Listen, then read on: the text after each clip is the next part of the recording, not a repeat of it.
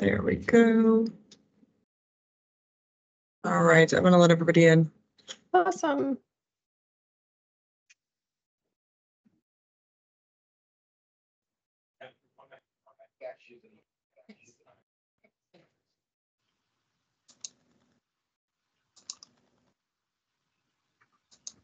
Happy Thursday, everybody. Thanks for joining us. Well, people are making their way in. If you don't mind just typing in who you are, if you want to type in where you work, and then if you currently prescribe buprenorphine or not, I think that would be super helpful. Just so we can a little bit get to know each other. And thanks everyone for joining on their lunch.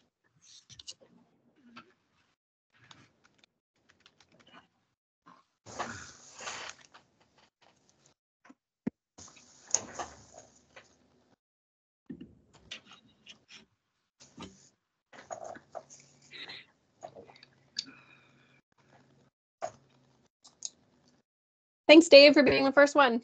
Love it. And I love that you're here as a pharmacist. Yay.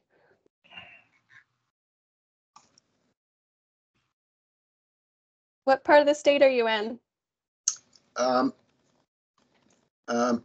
Weymouth. Weymouth. Yep. Awesome.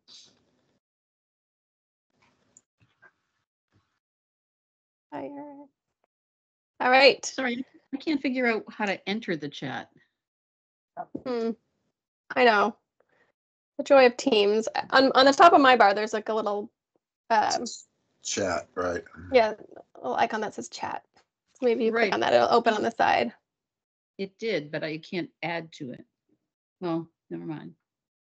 I'll keep trying. Oh, it says that some people in this chat are outside of your organization. It's possibly have message-related policies that will apply to the chat. So maybe you're restricted from your organization. I don't know. All right, well, welcome folks who are just joining us. We're just very casually throwing names and where you work. And if you have experience prescribing buprenorphine or not, I would have loved to do a show of hands, but hard to do virtually. So I'm gonna just start actually, because I'm realizing that we have a full hour. Okay. So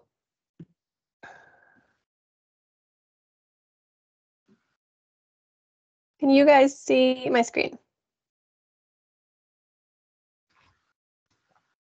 And I can't see you, so someone needs to give a thumbs up. Yes, all right. we got it. You can see your screen. Thanks, guys. All right. Okay, welcome all for stragglers. No worries. Eat your lunch. Do what you need to do. I am Jessica Gray. I'm a physician and consultant at MCSTAP, which I'll tell you very briefly about if you don't already know about us. Hopefully know something because you found us here today. And I'm going to be doing the first of a two-part series. So I'm going to be giving more of a didactic case-based presentation on the sort of 101 of buprenorphine in the era of fentanyl. And the idea here is really to hopefully have something for everyone, for the brand new prescriber, for someone who is looking for a little bit more detail. And then in 2 weeks, Dr. Jim Ledwith, who is here, I believe, and myself are going to be having more of an informal Teams-based chat where we can present some cases to really have a discussion and think about some of the more nuances. And I really hope that either during this time, feel free to put your case questions in the chat. And then if there are others, you can email myself or Emily. And then my hope is that we can incorporate those into the conversation in 2 weeks. So without further ado, I'm going to dive in. I don't have any relevant financial relationships. I do have seed funding in Lumen Health. MCSTAP, this is who we are. We love to hear from everyone. So give us a call if you have questions around pain or substance use disorder. We are open 9 to 5. We provide real-time curbside consult, so phone consultation for folks who would just like some guidance or partnership around managing patients with SUD or pain. We have expert consultation in real time and also longitudinal follow-up.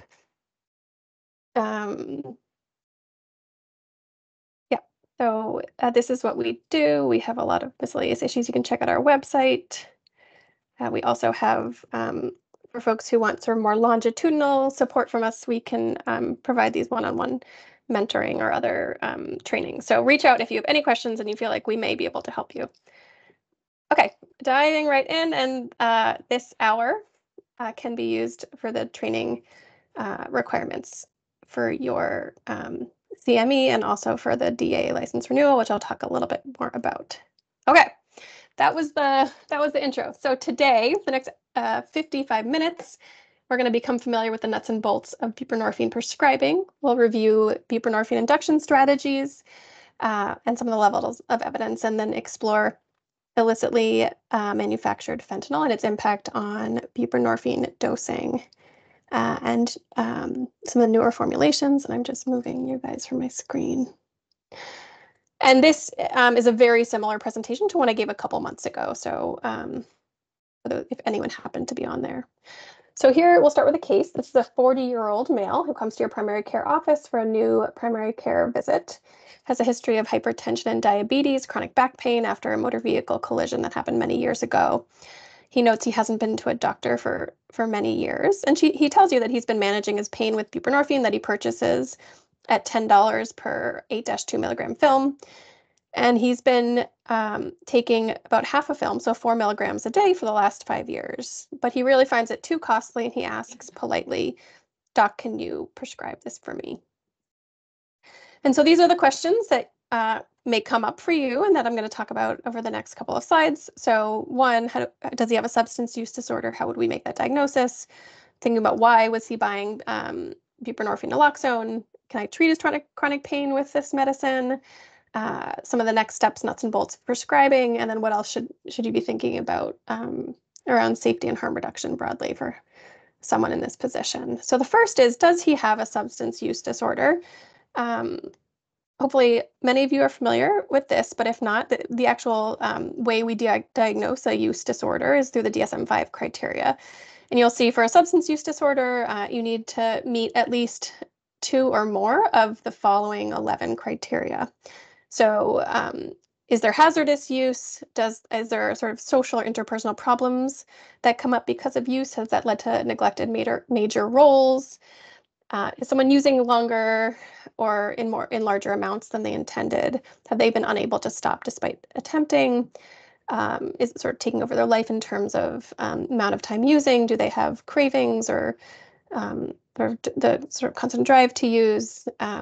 Has it led to physical or psychological problems? Have they had to give up activities? Does it impact their family and their relationships?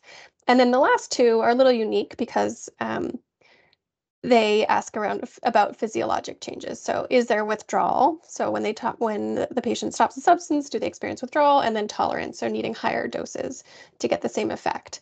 And I highlight those because, those can be with other medications or for medications that you take as prescribed. Those by themselves are not a use disorder. You would need to have other criteria as well.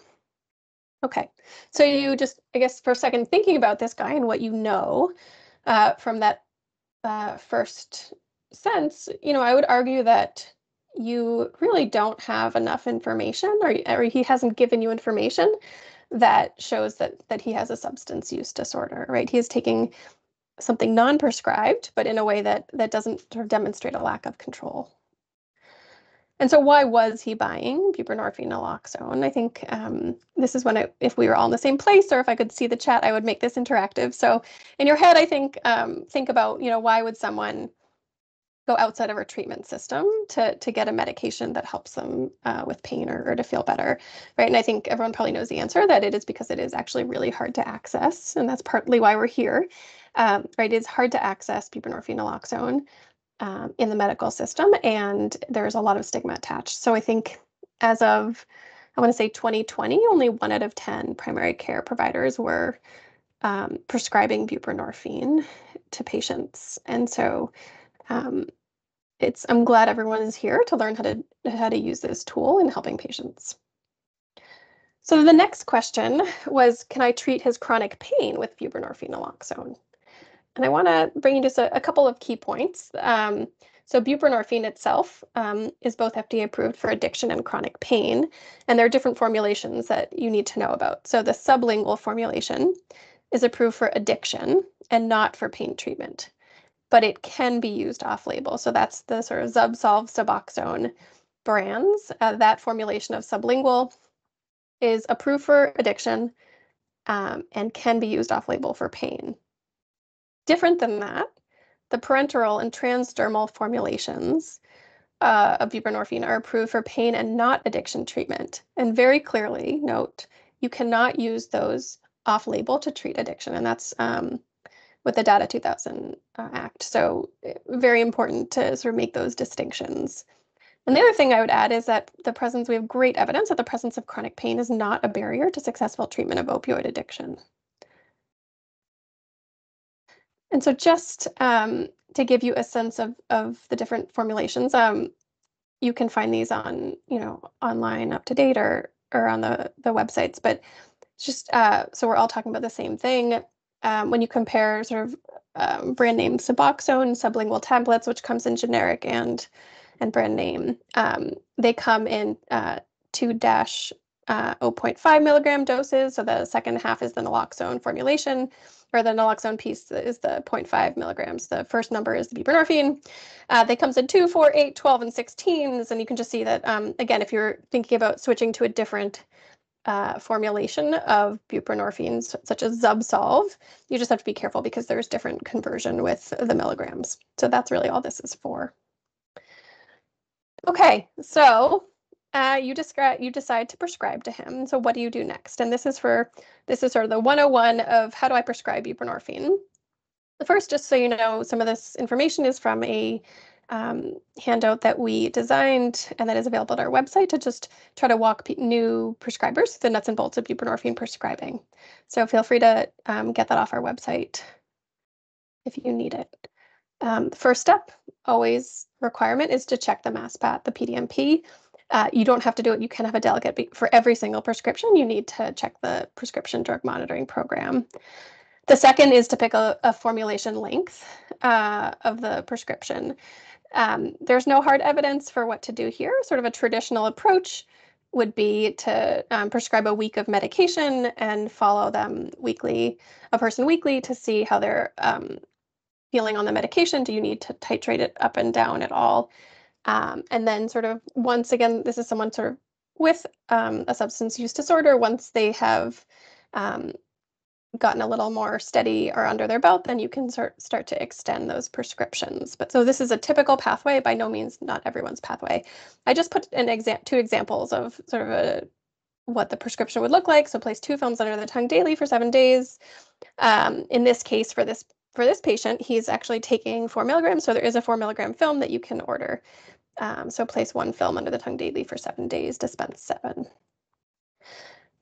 Again, if we're thinking of a very traditional sort of path forward, you may see this person or touch base with a nurse weekly for the first month, and then sort of as they become more stable, you may spread the visits to biweekly and then monthly. Moving past monthly, really, you need to just be confident that someone is stable and in remission, and as that's what less touch would imply. You can e-prescribe. You need to e-prescribe buprenorphine, so it's a Schedule 3 controlled substance, and so just reminding folks that all controlled substances need to be sent via e-script. And then since the onset of the pandemic in 2020, people can prescribe buprenorphine to patients using telemedicine. So you don't need to see a person in person to prescribe. And then finally, do not forget to co-prescribe naloxone with any opioid that you prescribe. Okay, so then the question becomes, but I heard I need additional training. What is this? What else do I need to do? And so before 2022, everyone was required to have an X waiver in order to prescribe buprenorphine. That was X'd. So the X waiver was X'd at the end of 2022, which is big news. And now moving forward, anyone with a DEA can prescribe buprenorphine. You just need 8 hours of opioid or substance use disorder training. This hour counts as one of those, unless you're board certified in addiction or medicine or psychiatry, or have graduated in the last 5 years with good standing from a medical school where thankfully we have moved to actually do this training in med school. So that is really all you need to prescribe controlled substances. All right. So then I want to take a pause and think about what else should I be thinking about for safety and harm reduction in general for folks who I'm treating.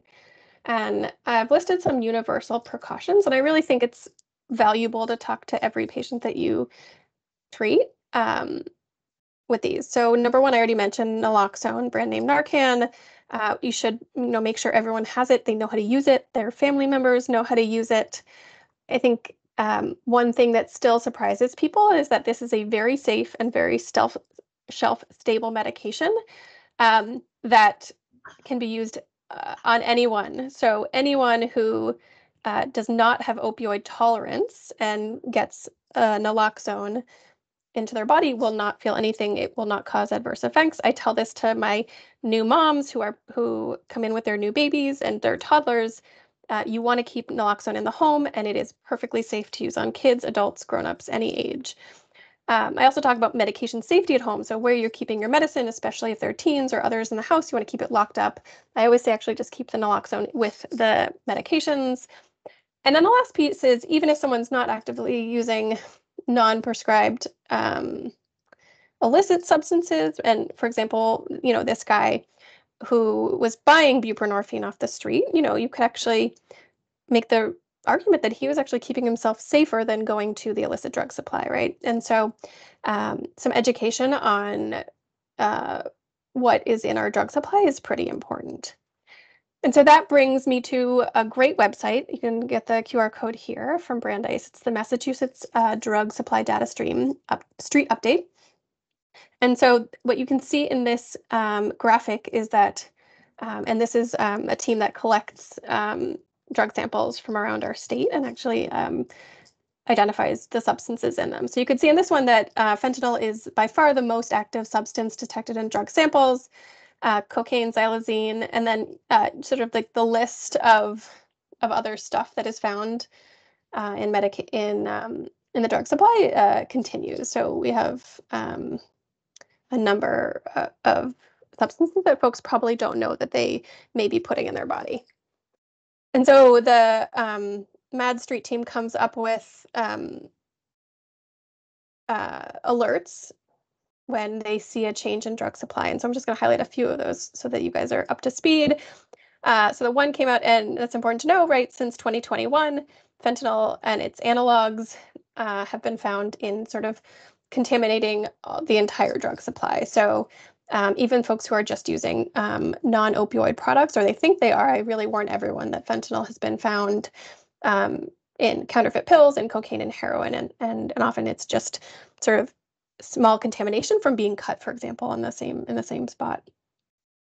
Xylazine is another one that folks have probably heard of. This is a vet tranquilizer with alpha agonist properties.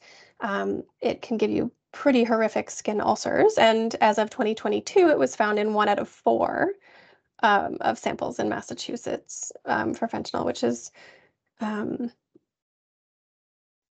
even worse now. The other thing to be aware of in the drug supply are counterfeit benzodiazepines. So these are designer synthetic benzos that are not detectable by standard assays. And then stimulants. So phenacetin has been found in cocaine, and there's increasing prevalence of methamphetamine in other cuts. So in cocaine, in fentanyl. And again, these are conversations that I have with my patients, and most people are terrified, of sort of the mess that is in the drug supply. And then more recently, as of 2023, there was actually an update on xylazine. So again, from the MADS checkers, that xylazine was detected in 49% of our state's illicit drug supply. So again, that's a huge contaminant with really significant impact, we think, on how people are tolerating the drug supply and the damage it's causing. So back to this case of a guy who doesn't meet criteria for use disorder necessarily, but was, maybe taking risks outside of the health center system to purchase buprenorphine on the street for chronic pain. You just go right ahead and prescribe him that first prescription, and sort of without hesitation, and actually are then able to engage him over the next months and years on his other chronic medical conditions. All right, I can't see you guys, but I'm just going to pause for a second to see if that led to any questions. I don't see Jim, anything yeah, else. Dr. Jim. Nothing else in the chat except I added that, as you mentioned, naloxone. I actually prescribe it every year to my patients on opioids or buprenorphine just to document that safety conversation so that I know my medical record indicates safe use in my prescribing habits. And I think that's a good policy for most of us to take. And that way people can put it in different places too. That's right. The only place you don't want to keep it is in your car in very hot, like summer 100-degree weather. That would be a place where it's actually not good for the drug, but they've tested it over a decade. They've tested it like, freezing. So it's a very stable shelf life. Yeah. Thanks, Jim. Okay, I'm going to keep going. And then we'll definitely be able to talk more. And Jim, thanks for manning the chat, if you would. All right, case 2. Let me move the video again. So case 2, we're going to now think a little bit more about buprenorphine inductions. So you have a 38-year-old who's in your office for a new patient visit. Per their chart, was seen in the emergency room a couple weeks ago, had an opioid overdose that required naloxone. The patient left the ED with a to-go kit. So your ED gives sort of a kit of 6 films of 8 milligrams of buprenorphine naloxone. But since then didn't connect to care and is using fentanyl again. And you heard about the substantial mortality benefit of medications for opioid use disorder, and you decide to offer buprenorphine to this patient who you are seeing. So again, the questions that I'm going to walk us through is, what are the first steps in evaluation? What is a traditional induction? How do we navigate fentanyl and other high-potency synthetic opioids, and how that really can impact our inductions? And then what else should we be thinking about for safety and harm reduction? So in thinking about evaluating this patient who walks into your office, the first thing is really confirming a diagnosis. And so remember, that is not a lab test, right? That is really getting a good history and seeing if the person meets criteria for DSM-5 for use disorder. You don't need to formally sort of read through all of those checklists, but I think a lot of them will come up in conversation, and to sort of complete the diagnosis, you certainly can ask in a patient-centered way how this has impacted them. I like to sort of ask the general question, like share with me, can you tell me what your relationship to opioids has been like, for example, and that sort of like opens the door for someone to sort of share their story. Within that, it's really helpful to understand the patient's use pattern and their exposures. So I get into the nitty gritty, right? How often are you using? Are you using through injection, intranasal insufflation? Are you booty bumping, which is per rectum?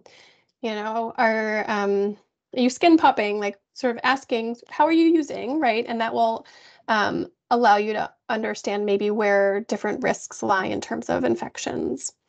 And then thinking about other exposures, any other substances, of course, it's helpful to get a good past medical history of medical issues and psychiatric issues that may impact the person's care.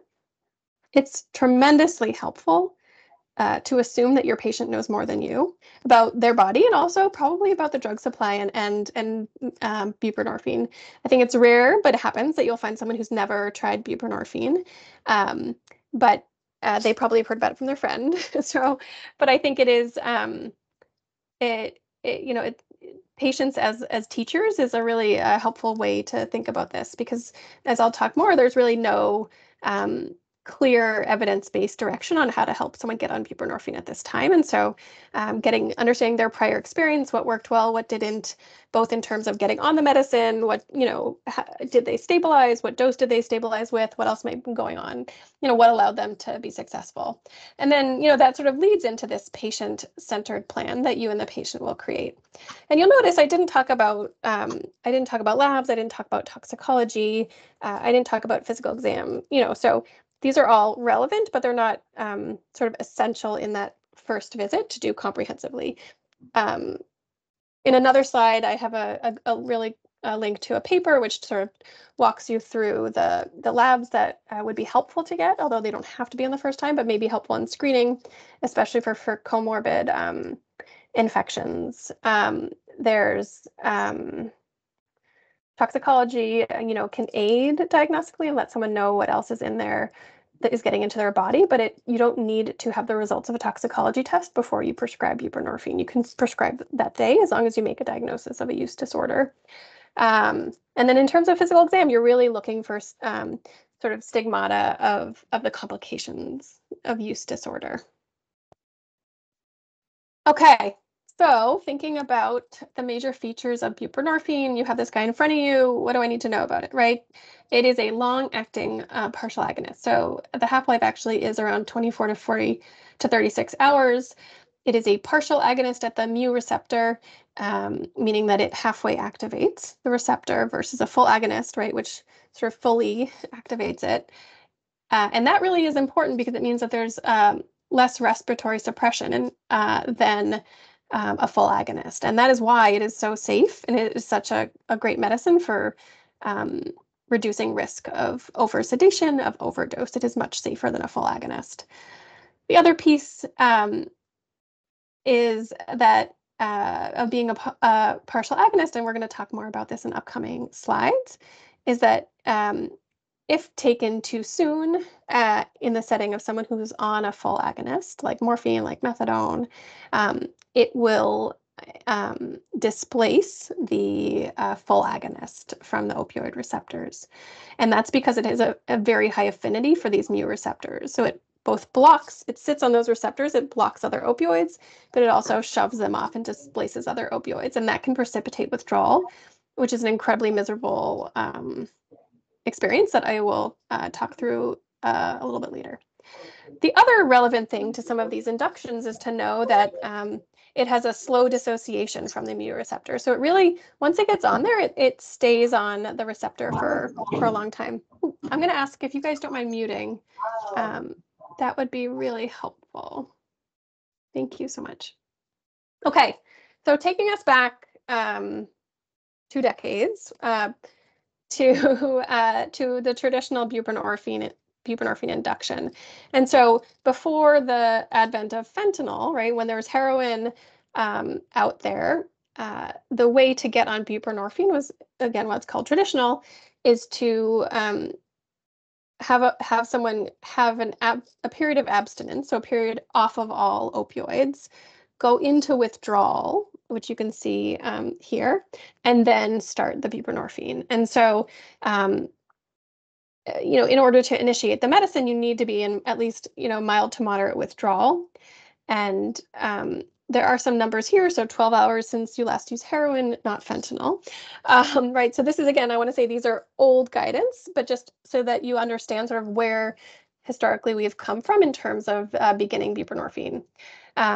So anywhere from 12 to sort of 72 hours for short versus long-acting agonists, you need to have a gap so that you can then have a patient be in sufficient withdrawal. So in terms of sort of patient handout, right? So the ask is that you should feel at least 3 of these symptoms: body aches, restlessness, yawning, pupils enlarged, runny nose, chills, sweating, anxious, irritable, etc. Once you feel sick enough, so essentially miserable, or as sometimes I say, ready to use again, that's when in the traditional induction, you would ask them, okay, then go ahead and take the first dose, which sort of usually is in this model, a 4 milligrams, so half a film if you're using the 8s, wait 45 minutes. If you're still feeling unwell, you take another 4, you wait 4 to 6 hours, and you continue up to 12 milligrams on day 1. Day 2, you take that first dose of 8, and then you see how you feel. If you need another dose of 4 and 4, for example, throughout the day, you continue. So this is what we've sort of always done. There's good evidence that doing an induction in the office or in the home are both appropriate and safe. There's literature confirming that home inductions are safe. They're more patient-centered. They are more efficient than having someone be miserable in withdrawal in your office for an entire day while they get comfortable. Although some people, will want that. And if you have the capacity to do that, certainly a patient-centered option to offer, although I would say it's really rare these days. And then again, listen to your patient, right? So many people know how to get back on the medicine and can guide you with their experience. And so the important thing to know is that traditional induction pathway has been around for decades, but our drug supply has changed, right? And so you need to assume in Massachusetts that there's fentanyl in the drug supply, unless someone is coming off of a prescribed full agonist and hasn't used anything non-prescribed. And so how do we then think about what fentanyl has done to getting onto buprenorphine? And so high potency synthetic opioids, right? So fentanyl and its analogs have a couple of properties. One, they rapidly cross the blood-brain barrier and have a rapid onset. They have variable potency in terms of illicitly manufactured fentanyls. And so it could be anywhere from 50 to 100 or more times morphine. And, it's just like you don't know what you're getting. The molecule is highly lipophilic. And so there's rapid fat sequestration of the fentanyl, especially for someone who's using significant amounts for long periods of time. It gets absorbed into the fat. And so there's actually been interesting studies showing that regular use of illicitly manufactured fentanyl and analogs really leads to delayed clearance and sort of slow release of the fentanyl. So you can actually find fentanyl in someone who's become abstinent for 2 to 4 or more weeks, especially if they're pregnant, after last use. And then the worst part about it is there's really this unpredictable withdrawal course where if you ask someone, they have to use multiple times a day just to feel normal, and otherwise they go into withdrawal, and yet 3 days later they still have fentanyl in their system and get sick with an induction. So it's really been challenging. And so what does everyone fear with buprenorphine induction? They really fear precipitated opioid withdrawal. And so what is that? That is the rapid onset of objective signs of opioid withdrawal syndrome. So sort of all the symptoms that I had shared in that other slide that happen within an hour, essentially, of giving someone buprenorphine, right? So you get the pupillary dilation, the sort of piloerection, the restlessness, the vomiting, the diarrhea, the anxiety, the bone aches, the chills, the sweats, and formally, how this is sort of clinically diagnosed is through the COWS score, the opioid withdrawal score that you can find online, of a change, so within that hour by more than 5 points. And why do we care about it? It is awful. It is a sort of miserable and traumatizing experience for patients, for the medical team that is, caused this or watching it. It understandably leads to a rapid return to use because you just want to feel better. And then people get really afraid to use buprenorphine in the future, which is unfortunate because we only have 2, agonists that are FDA approved that really reduce morbidity and mortality for OUD. And so not having access to one of those is a really challenging. And it contributes to medical trauma, which is another real challenge in the patients that we treat.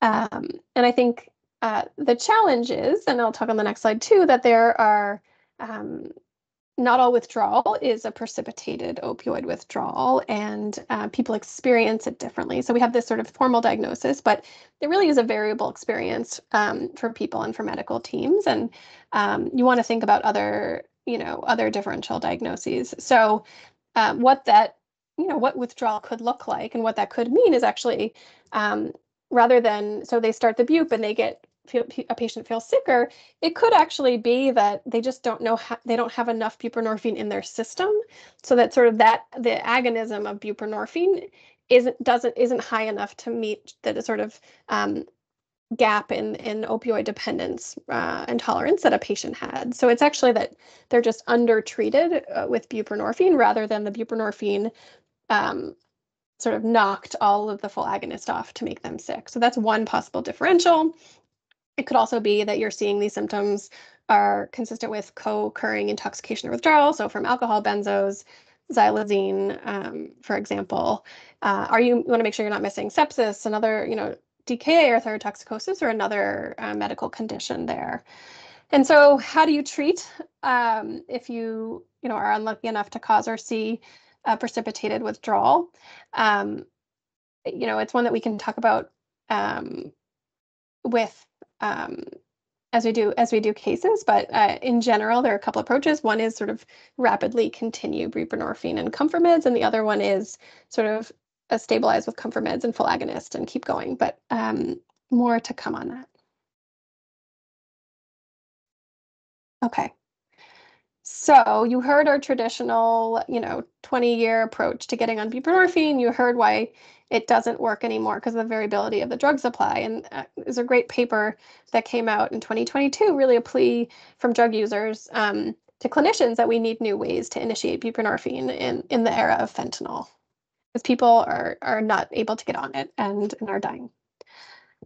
And so I want to bring up a couple of other induction strategies that we've had to use throughout the country to get on buprenorphine. And I will say, I'll go a little bit into the evidence, but I will just say none of these have, been rigorously studied, and most of them are case reports. There are more sort of case control. There's more evidence coming out, but we don't have sort of the rigorous gold standard case control studies. So understand that these are clinical experiences that are being shared from in the literature. And so one is the high dose buprenorphine and all that entails, and then the other is sort of a low dose buprenorphine with a opioid continuation or crossover, and those are the two that I'm going to focus on today. And so in these emerging strategies, so what is this sort of high dose buprenorphine induction? And it's this concept that this traditional induction, which I talked about, where you go into withdrawal and then you start 4 milligrams and 4 and 4 over time. Actually, with fentanyl, it may be that once you go into withdrawal, once the patient goes into withdrawal, rather than taking 2 or 3 days to get onto the right dose of buprenorphine, we move that and are really much more aggressive with sort of that ramp up of buprenorphine after the withdrawal period. So again, moving from 2 to 3 days to sort of a rapid escalation of buprenorphine over a couple of hours. And the concept is that we minimize sort of that 3-day period of being sort of undertreated and maximize the agonist property of buprenorphine and maximize someone's protection against overdose. Because until they get on a therapeutic dose of buprenorphine, if they continue to use, right, they're still at high risk from overdose. With these high-dose buprenorphine strategies, again, it's like a traditional induction in the sense that you have to be in withdrawal. So there still is that period that you need without a full agonist before starting it. And then in the high-dose model, really, like you're shooting for greater than or equal to 24 milligrams, sublingual on the first doses. Challenges are we have no consensus on what the withdrawal score should be, the timing, since fentanyl, or that dose. And so I'll give you an example. But I think the answer is the middle ground is definitely the place where people feel worst. And so you either, if you're going to use this method, you really have to be aggressive with buprenorphine and then and use comfort meds as needed. And so just highlight, as I mentioned, sort of what is the literature on this. We have a couple of pre-hospital and post-overdose case series by EMS who were giving buprenorphine in the field after an overdose. We have case studies on naloxone self-administration before buprenorphine high-dose start. We have emergency department studies, and there's really not much in the outpatient space, like helping guide besides sort of practice guidance on how to do this. And so just one example, again, this is one that comes from actually colleagues in California. So through the state statewide funding. There's a California Bridge is the program, and they have a really wonderful website that you can check out. And so this is just one example of a buprenorphine self-start where the idea is that you get someone sort of after a period of waiting onto a pretty high dose of buprenorphine quickly. So the first dose is really 16 milligrams, so 2 8-milligram tablets or strips under the tongue once they're in sufficient withdrawal, and then you repeat that an hour later. And so again, very different than sort of the 4-milligram inching your way up. Okay, so that was the high dose initiation. The other model that I want to sort of describe as an emerging strategy is something that has had a bunch of different names over the last couple of years, but seems to be settling on what's called a low dose buprenorphine induction with opioid continuation or opioid crossover. And this is, unlike I just explained, there is no stopping of the full agonist. So there's no period of withdrawal. You're continuing you're having the person continue their full agonist, and then you're inching on buprenorphine in tiny doses over anywhere from 2 to 7 days, taking advantage of the fact that it's a long-acting, high-affinity medication that slowly builds up in a person's system. And so for this, the typical doses are less than 1 milligram at a time. There, again, in terms of the literature, there's a lot of cases and case series. And in all of these, it's sort of people are using what buprenorphine formulation is available for them. So in the hospital, this is done. So there's IV case series, there's buccal films, there's transdermal patches that are used. And then sort of in the outpatient cases, it's more of the sublingual films or tabs, which are accessible outpatient. And there's a QR code with a link to, and I'll give you guys these slides to access one example of this. This is not meant for you to study. It's just to show that, again, there are so many different and slightly different low-dose bup crossover protocols. Bernie's method is sort of one of the first that was described. And these really range from sort of a traditional 7 days where you start with 0.5 milligrams, then you double that to 0.5 twice a day, 1 milligram twice a day, and you sort of continue up versus a much more rapid, the patient needs to get on it within 3 days, and you're giving a 0.5 milligram of the buprenorphine naloxone every 3 hours for the first day, and then sort of continuing from there. So I don't need you to, this is by no means meant to sort of study this, but just know that there are many different iterations on how to do this. So I tried to summarize what the sort of induction options are out there. So these are all sort of, all 3 of the ones that I've listed here this is adapted from PCSS, require a washout period of a full agonist, right? So require that withdrawal. So there's the standard sort of that you heard about from me. There's a low dose, which I didn't even talk about, which is after that period of withdrawal, inching the buprenorphine up.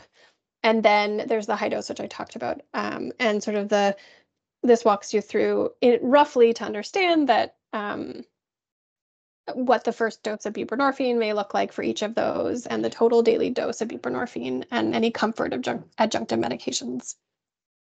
And I just want to sort of highlight that, that's different than the low dose buprenorphine with full agonist continuation, where there is no washout period. You have the person use their usual dose of full agonist while you're doing it, and you're starting in much smaller increments of buprenorphine. Okay, so then what do you do? How in the world do you know what to do, right? So what will make a buprenorphine induction successful?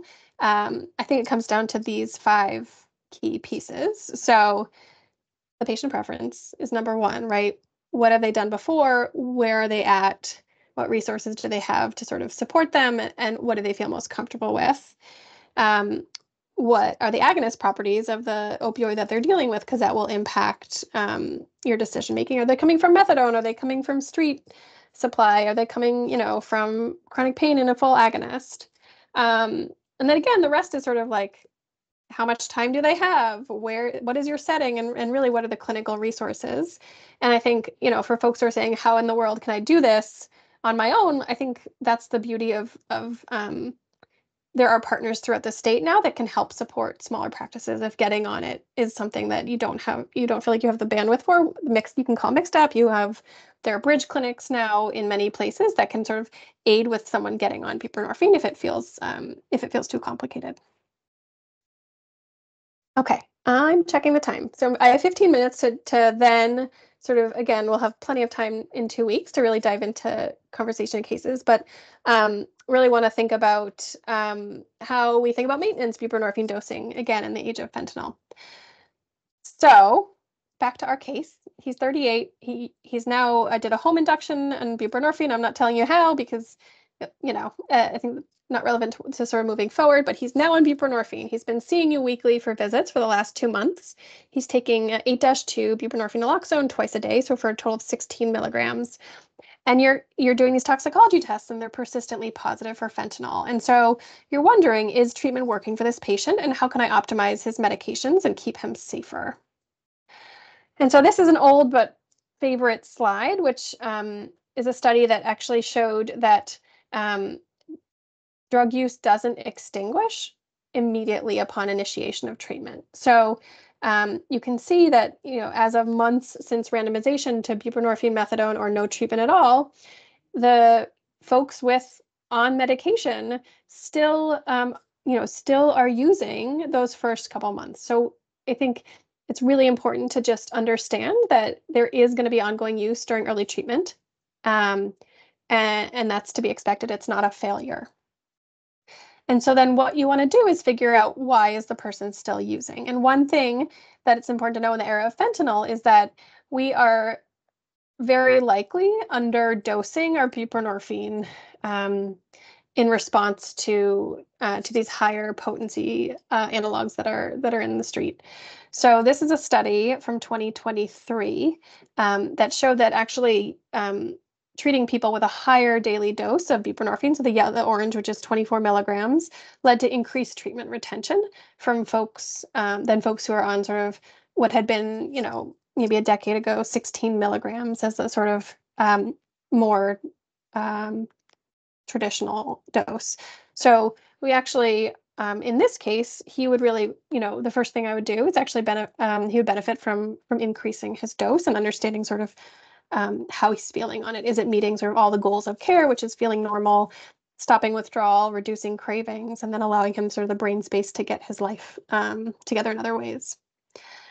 And so another great paper that came out last year really took a look at how our sort of understanding on a molecular level of the properties of buprenorphine in suppressing sort of drug likability. So what you can see here is that we used to consider actually 1 to 2 nanograms per ml as sufficient for opioid craving and blockade. And what we're finding is actually it's probably closer to 3 to 5 nanograms per ml.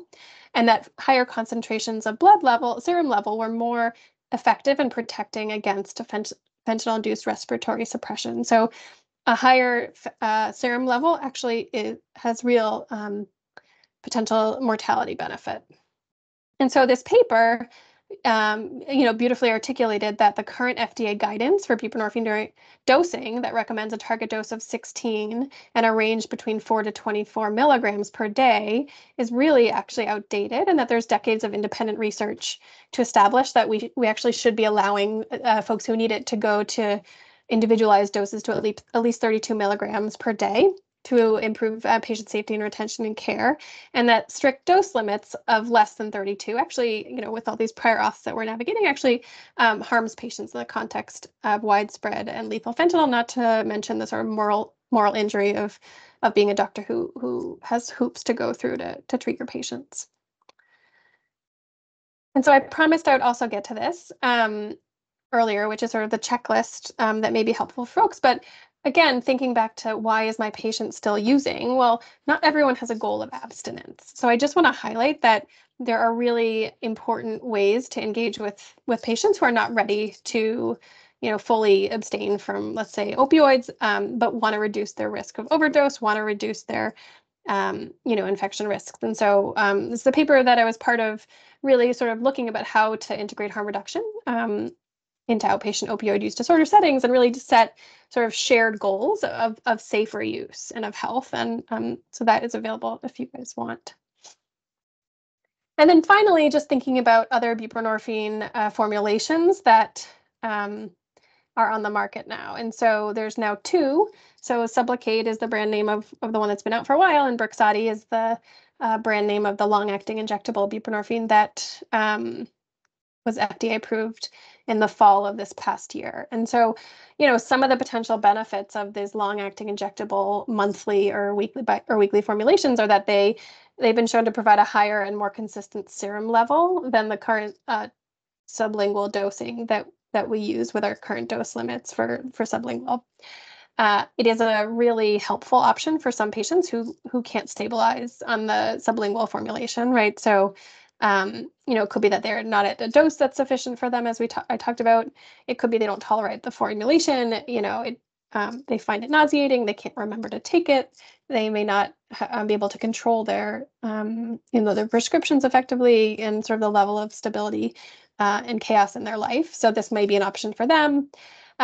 Just a key points to know that steady state with the injectable isn't reached for 4 to 6 injections. And so we are seeing clinically that many folks, especially if they're coming from fentanyl, will need sublingual supplementation at the beginning of treatment to help them stabilize, because it does take a couple of those months to get to steady state blood level. Again, withdrawal symptoms in the first few months really is not unexpected. I always talk to people about this. And so the other piece, that you're able to do is actually extend sort of in the Sublocade, there's a loading dose and a maintenance dose. And so for some folks, you'll actually need to extend the loading dose beyond sort of the first 2 or 3 months to help them stabilize. There is a lot of interesting work going on now and being studied around emerging use of XR formulations to actually aid inductions because of the gradual onset of the medication, and think about rapid starts, for example, post-overdose. And then again, as I mentioned, in fall of this past year, the FDA approved the Brixadi formulation that is a little bit different in that it has some more flexibility. So it comes in weekly and monthly. The weekly and each of them come in 4 different dosing strengths. So there's a little more flexibility with that medication as well. So my final take-home thoughts are is that a good history is often sufficient to start buprenorphine. And if it doesn't work, the labs can come later, but sort of getting that prescription in hand on day 1 is really important. Anyone with a DEA can prescribe. This counts as one of your 8 hours if you need it. I think I hammered this home, but the increasing adulterants in the drug supply make treatment access even more essential. So thank you for being here, and please, take time to treat these folks, because you can really save lives. It's so important to partner with your patients to practice harm reduction and help them be safer. And if I said anything a lot, it's that inductions can get really complicated in the era of fentanyl. And so we're here to support you. Lean on your resources, call us at MCSTAP, connect to bridge clinics near you.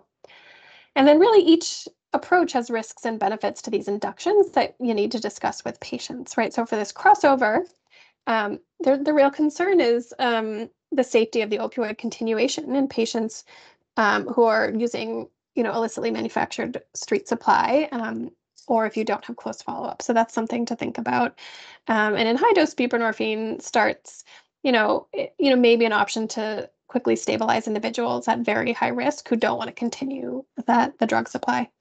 And then, a lot of folks, really want to rapidly transition to buprenorphine XR, which is a very feasible thing to do, especially at bridge clinics if you needed support with that. Again, expect maintenance doses to be higher in the fentanyl era. Make sure everyone has naloxone. And then, this is the tool, buprenorphine is a tool that, as outpatient prescribers, we can prescribe, but don't forget methadone is really that second agonist that is life-saving, and buprenorphine may not be for everyone in terms of opioid use disorder treatment.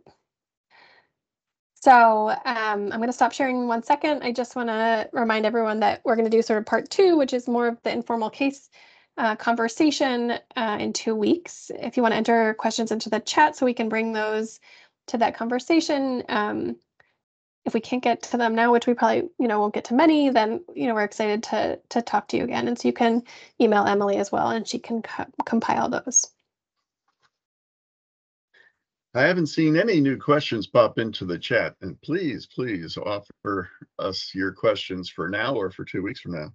Yeah, and so Jim's going to be joining me, and if anyone has cases that they're struggling with or want to talk through, again, reach out to us. We could even have you be a guest conversant to share your case if you are brave. And again, it's meant to really get at some of the nuances that I think are hard to otherwise dive into. Okay, Jonna asked, is Brixadi less painful with injection than Sublocade? Patients often complain of burning with Sublocade. Yes, so I've used both of these medications. Actually, at our Bridge Clinic, we 4+ years ago decided that Sublocade was just so incredibly painful. So we actually use lidocaine, injectable lidocaine for all of our Sublocade, which tremendously makes people feel better. And I'm happy to share our protocol if folks want to use it. And so, yeah, we give everyone lidocaine. It's the rare person who says, "Oh, I'm fine." It is a painful injection. Brixadi is a smaller volume, and you can use it in different areas. And so I think it is, without the lidocaine, I think it is less painful. Folks have said, often it's just the sheer volume that you have to push into a non-space. Yes, happy to share. If you email Emily contact information, or I can just sort of share it. I'm happy to. We're happy to get that to you. Yeah, we always share the slide set from these presentations, but perhaps I think recording of it, yeah, the video I think we did. recording of it would be useful for the folks here to be reminded of what you said. Yeah, I think we are actually recording this one. So thank you guys, whoever recommended that last time. All right, what else has a hand up? Peter. Peter has his hand up. We can see the top of Peter's head.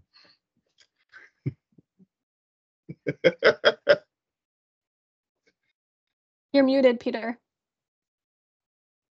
Peter, you're muted. There. Unmute yourself. Yeah. While he's unmuting, I wondered about the PA for Suboxone. If you have to go to the 32 milligram dose, many insurers have required that. Are any of them loosening it up and not requiring that PA for 32 milligram dosing? In your experience? I have not had that experience yet, but have you guys, has anyone else? Yeah.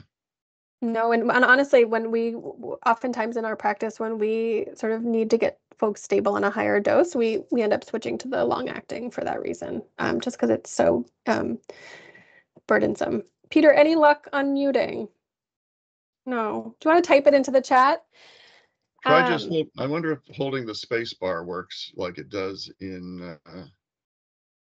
Could you address how you would coordinate with a methadone provider if the patient wants to switch to Suboxone? Would you do a low dose transition with the help of a methadone provider? What a wonderful question.